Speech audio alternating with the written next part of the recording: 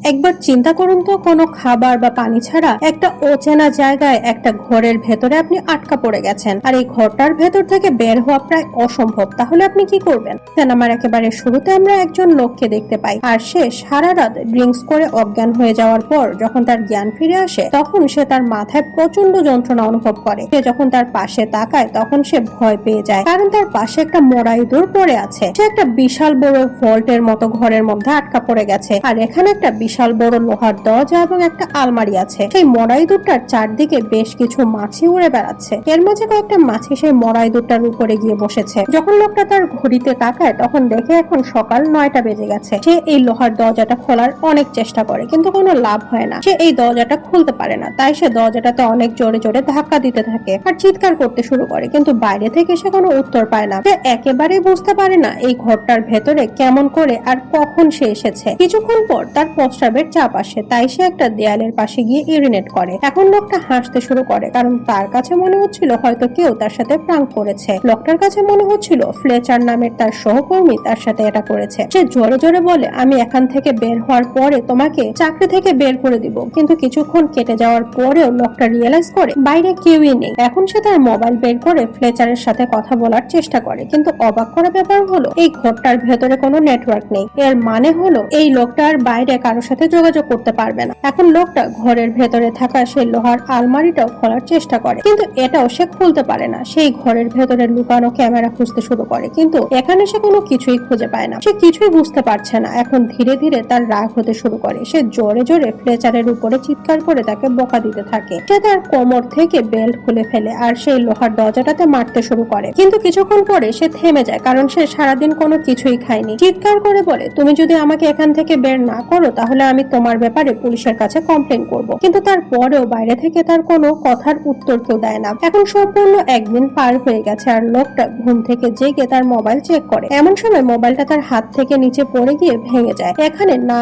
আছে কোনো খাবার আর না আছে পানি। বেঁচে থাকার জন্য এই লোকটাকে কিছু না কিছু তো করতেই হবে, তাই সে তার জুতা খুলে সেটার ভেতরে ইউরিনেট করে খেয়ে ফেলে। প্রচন্ড পানি পিপাসা ও ক্ষুধার যন্ত্রণায় সে প্রায় পাগল হয়ে গেছে। এমন সময় সে হঠাৎ ছাদে লাগানো একটা টিউবলাইটের ভেতরে একটা চাবি দেখতে পায়, তাই সে লাইটটা ভেঙে চাবিটা বের করে নেয়। এই চাবিটা দিয়ে লোকটা সেই লোহার আলমারিটা খুলতে পারে, আর সে এই আলমারির ভেতরে পিওর অক্সিজেনের 2টা ক্যান দেখতে পায়। শুধু তাই না, এখানে সে ছেনি ও হাতুড়িও পায়। এখন সে এই ছেনি আর হাতুড়ি দিয়ে লোহার দরজাটা ভাঙার চেষ্টা করে, কিন্তু তার এত পরিশ্রম করার পরেও দরজাটাতে একটা আঁচড়ও লাগে না। এখন সে ওয়েল্ডিং মেশিন ব্যবহার করে সেই দরজাটা গলানোর চেষ্টা করে, কিন্তু এই লোকটা এই ওয়েল্ডিং মেশিন ব্যবহার করতে পারে না। কিন্তু ওয়েল্ডিং মেশিনে সে আগুনটা দেখে তার মাথায় একটা আইডিয়া আসে। সে আগুনটা ব্যবহার করে ফায়ার অ্যালার্ম ট্রিগার করার প্ল্যান করে, যার ফলে সে খাওয়ার মতো কিছুটা পানি পাবে। কিন্তু দুর্ভাগ্যবশত সেই অ্যালার্মটা আসলে আসল ছিল না। লোহার দরজাটার কাছে ফিরে আসে আর তার তালা খোলার চেষ্টা করে, কিন্তু এই দরজাটা এতটাই মজবুত যে তালাটা কোনো কিছুতেই খুলছে না। এখন এই লোকটা ক্ষুধা এবং তৃষ্ণায় প্রায় পাগল হয়ে গেছে। তার ডিপ্রেশন হতে শুরু করে। তার এতটাই রাগ হচ্ছিল যে সে সেই লোহার আলমারিটাতে জোরে জোরে মারতে শুরু করে, কিন্তু কিছুক্ষণ পরে সে আবারও শান্ত হয়ে বসে পড়ে। কিছুক্ষণ পর লোকটা উঠে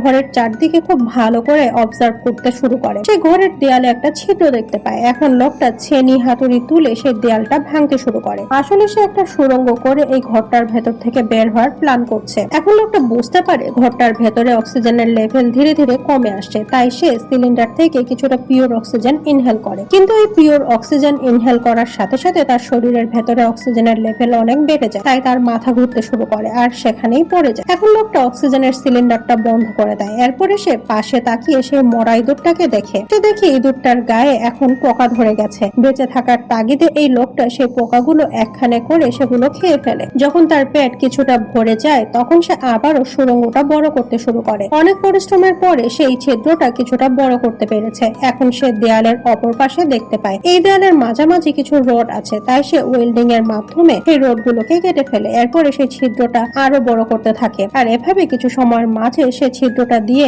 আলো আসতে শুরু করে, আর এটা দেখে লোকটা অনেক খুশি হয়ে যায়। এখন এই সুড়ঙ্গটা এতটুকু বড় হয়ে গেছে যে সে এটা দিয়ে বাইরে বের হতে পারবে। কিন্তু যখন সে সেই সুড়ঙ্গটা দিয়ে দেয়ালের অপর পাশে আসে তখন সে একেবারে চমকে যায়, কারণ সে এই ঘরটা থেকে বাইরে আসেনি, বরং একই রকম দেখতে আরেকটা ঘরের ভেতরে চলে এসেছে। তার সব পরিশ্রম একেবারেই বৃথা হয়ে গেছে। এতটাই হতাশ হয়ে পড়ে যে সে পাগলের মতো সেই লোহার দরজাটাতে ধাক্কা দিতে শুরু করে। কিন্তু যখন এখানেও সে বাইরে থেকে কোনো রেসপন্স পায় না তখন সে শান্ত হয়ে এই ঘরটার চারদিকে দেখতে শুরু করে। লোকটা দেখে এই ঘরের একটা কোনায় একটা লাল রঙের কফিন রাখা আছে। এখন সে এই কফিনটার ঢাকনাটা সরায়। তখন সে দেখে এই কফিনটার ভেতরে একটা সুন্দর মেয়ে রয়েছে। এটা দেখে লোকটা অবাক হয়ে যায়। মেয়েটাকে দেখে মনে হচ্ছে না সে মারা গেছে, মনে হচ্ছে যেন সে গভীর ঘুমে রয়েছে। যখন এই লোকটা মেয়েটাকে জাগায় তখন মেয়েটা একেবারে ভয় পেয়ে চিৎকার করে ওঠে।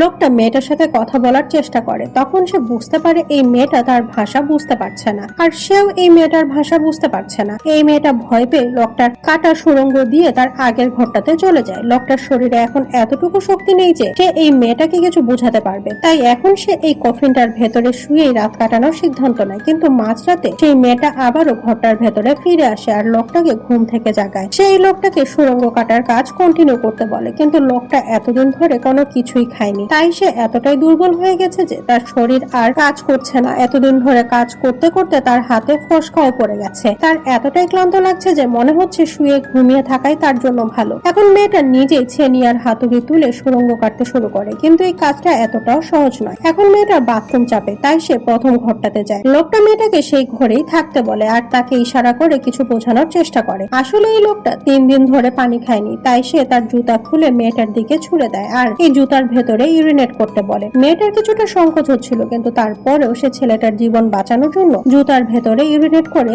লোকটাকে সে জুতাটা ফিরিয়ে দেয়। এখন নিজের জীবন বাঁচানোর জন্য লোকটা মেয়েটার ইউরিন খেয়ে ফেলে। যদিও এই মেয়েটা লোকটার ভাষা বুঝতে পারে না, কিন্তু তারপরেও সে লোকটাকে দেখে এতটুকু বুঝতে পেরেছে বেঁচে থাকতে হলে তাকে কি করতে হবে। এখন লোকটা মেয়েটাকে পোকা খাওয়ানো শেখায়, কিন্তু মেয়েটা পোকাগুলো খেতে চায় না। কিছুক্ষণ পরে এই লোকটার সেই দেয়ালের ভেতরে সুড়ঙ্গ কাটার কাজ শুরু করে দেয়, কিন্তু কিছুক্ষণ পরিশ্রম করার পরেও সে সামান্য একটু কাটতে পেরেছে। এটা দেখে মেয়েটা এতটাই হতাশ হয়ে পড়ে যে সে কান্না করতে শুরু করে। এখন লোকটা একটা গান গেয়ে মেয়েটাকে শান্ত করার চেষ্টা করে। মেয়েটা হাসে আর লোকটার সাথে গান গাইতে শুরু করে। এমন সময় ভুল করে লোকটার হাতে অনেক জোরে হাতুড়িটা লাগে, তাই মেয়েটা দ্রুত তার মাথা থেকে কাপড় খুলে ফেলে আর লোকটার হাতে বেঁধে দেয়। দেখতে দেখতে দুজনের মাঝে বন্ধুত্ব হয়ে যায় আর এরা দুজন মিলে সুড়ঙ্গটা কাটতে শুরু করে। এমন সময় হঠাৎ করে সেই লোহার দরজার তালাটা নিজে থেকে ঘুরতে থাকে। এটা দেখে দুজনে ছুটে এসে দরজাটার কাছে যায়, কিন্তু এখন দরজাটা আবারও লক হয়ে গেছে। চেষ্টা করার পরেও এরা বুঝতে পারে যে যখন এরা দরজাটার দিকে পিট করে থাকবে তখন তালাটা খুলতে থাকবে। এরা ধীরে ধীরে দরজাটার দিকে পিট করে সেটার কাছে এসে যায় আর ফাইনালি এখন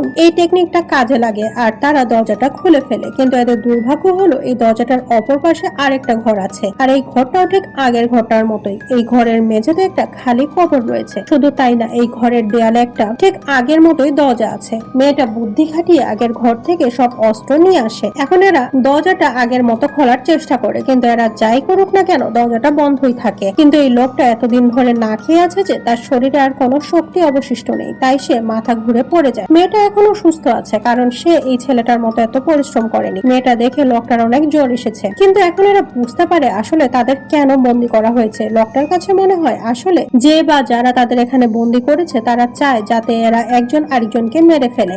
তার কাছে মনে হয় এখান থেকে বাইরে যাওয়ার জন্য এদের মাঝে যে কোনো একজনকে মরতে হবে। এই ঘরের ভেতরে থাকা কবর এদের মাঝে একজনের ডেস্টিনেশন। এখন সব ঝামেলা শেষ করার জন্য লোকটা এই মেয়েটার জীবন নেওয়ার ডিসিশন নেয়, কিন্তু সে হাজার চেষ্টা করেও এটা করতে পারে না। এই লোকটা বেঁচে থাকার সব আশা এবং ইচ্ছা শেষ হয়ে গেছে, তাই সে নিজেই সেই কবরের ভেতরে শুয়ে পড়ে আর মৃত্যুর অপেক্ষা করতে থাকে। মেয়েটা লোকটাকে থাপ্পড় এবং পাঁচ করে জাগিয়ে রাখার চেষ্টা করে, কিন্তু লোকটা এখন বেঁচে থাকার সব আশাই ছেড়ে দিয়েছে। তাই মেয়েটা লোকটাকে টেনে এই কবরটা থেকে বাইরে নিয়ে আসে। এরপরে তাকে মেঝেতে শুইয়ে দিয়ে জাগানোর চেষ্টা করে। মেয়েটা অনেক ফ্রাস্ট্রেটেড হয়ে যায়, তাই সে দরজার কাছে গিয়ে অনেক জোরে চিৎকার করতে থাকে, কিন্তু বাইরে থেকে সে কোনো রেসপন্স পায় না। মেয়েটাও এখন আর এখান থেকে বেঁচে ফেরার আর কোনো রাস্তা খুঁজে পায় না। মেয়েটা লোকটার কাছে ফিরে আসে আর তার অস্ত্র দিয়ে লোকটার পিপাসা মেটানোর চেষ্টা করে। যদি লোকটা এখানে মারা যায় তাহলে মেয়েটাও বেশি দিন বেঁচে থাকতে পারবে না। কিছুক্ষণ পরে এই মেয়েটা তার কাপড় খুলতে শুরু করে। আধো ঘুম আধো জাগরণের মাঝে লোকটা বুঝতে পারে এই মেয়েটা তার সাথে কি করার চেষ্টা করছে। মেয়েটার স্পর্শের কারণে এখন লোকটাও ধীরে ধীরে জেগে উঠতে শুরু করেছে। মেয়েটা যেমন তেমন করে লোকটাকে সারা রাত জাগিয়ে রাখে, কিন্তু সময় কাটার সাথে সাথে এরা ক্লান্ত হয়ে মাটিতে শুয়ে পড়ে। কিছুক্ষণ পরে যখন লোকটার জ্ঞান ফিরে আসে তখন সে দেখে মেয়েটা তার পাশে মেঝেতে শুয়ে আছে। এখন লোকটা হামাগুড়ি দিয়ে দ্বিতীয় ঘরটাতে যায় আর কফিনের ভেতর থেকে কাপড় নিয়ে এসে মেয়েটাকে ঢাকা দিয়ে দেয়। এরপরে লোকটা এতটাই ক্লান্ত হয়ে যায় যে সে আবারও অজ্ঞান হয়ে যায়। তখন হঠাৎ করে লোকটা তালা খোলার শব্দ শুনতে পায়। এরা দুজন দ্রুত জেগে ওঠে আর আগের বারের মতোই এবারও তারা দরজার দিকে পিট করে সেদিকে এগিয়ে যেতে শুরু করে। লোকটা এতটাই ক্লান্ত হয়ে গেছে যে সে নিজে থেকে হাঁটতেও পারছে না। মেয়েটা কোনো মধ্যে লোকটাকে ধরে তার সাথে সেই দরজাটার কাছে নিয়ে আসে। আর তখন হঠাৎ করে দরজাটা খুলে যায় আর এরা বাইরে একটা